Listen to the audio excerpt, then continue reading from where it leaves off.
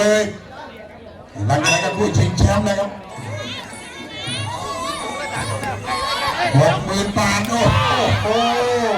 อ้าวเฮ้ยอย่างนี้น่าจะมีน้องว่ามันอยากได้รางวัลแล้วก็ต้องมาทำอย่างนี้แจกเดี๋ยวเป็นอ้าวมีสองด้วยแถมมาอีกมีสองแถมมาทำเลยอย่างนี้ที่เสียบเท่าอย่างนี้ที่เสียบเท่ามันโค้งกันจริงๆอย่างนี้ครับสุดยอดครับสุดยอดดีใจกับน้องน้ำพรด้วยนะครับครับแล้วปัจจุบันก็เป็นกรรมการตัดสินที่ช่องดังด้วยนะครับน้องพรสุดยอดครับน้องพรกับเราเลยพักกันชุลมุนชักกันชุลมุนอย่างนี้หน่อยเดียวโอ้ยขอบคุณครับน้ำนมผม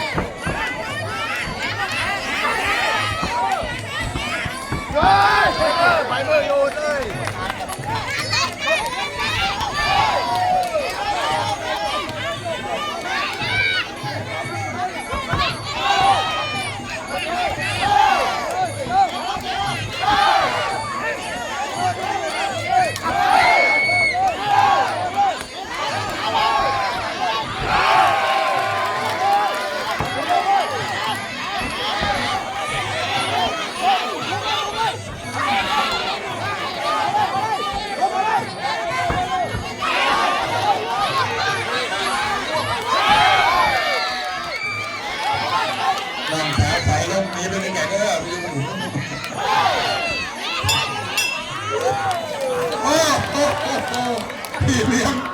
ทำไมรถปัจจุบันเดินทางมาถึงก็ต้องจบ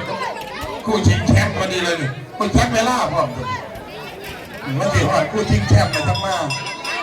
ทั้งมอบจะเลื่อนอย่างมอบให้เราก็ได้ซอยเสียงเท่าน้องลำพวน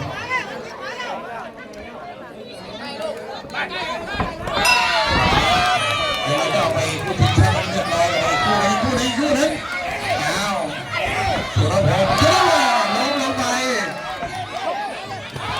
น้องให้ได้เสียเดียวเรามอบอยู่แล้วที่ผมมอบพี่ป้องนี่แล้วโอ้ยปากอาวุธที่ไม่ใช่ทุ่มเอ้ามีสองด้วยมีสองโอ้โห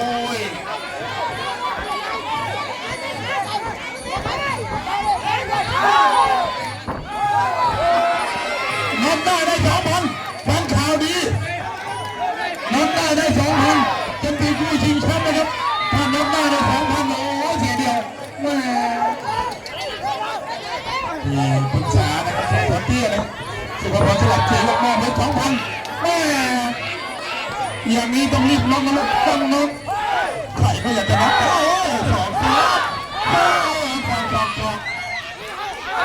เรื่องแรงมาลูก2เรื่องแรงนะพอต้นกล้าครับไม่อยากจะนับกันอยู่ต้องมันนับกันไม่ได้ก็ต้องหัวใจเลยนี่ครับเป็นกล้าของเชียงเท่าสุดยอดนะสุดยอด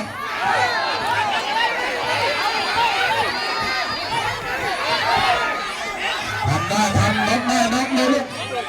นับเลย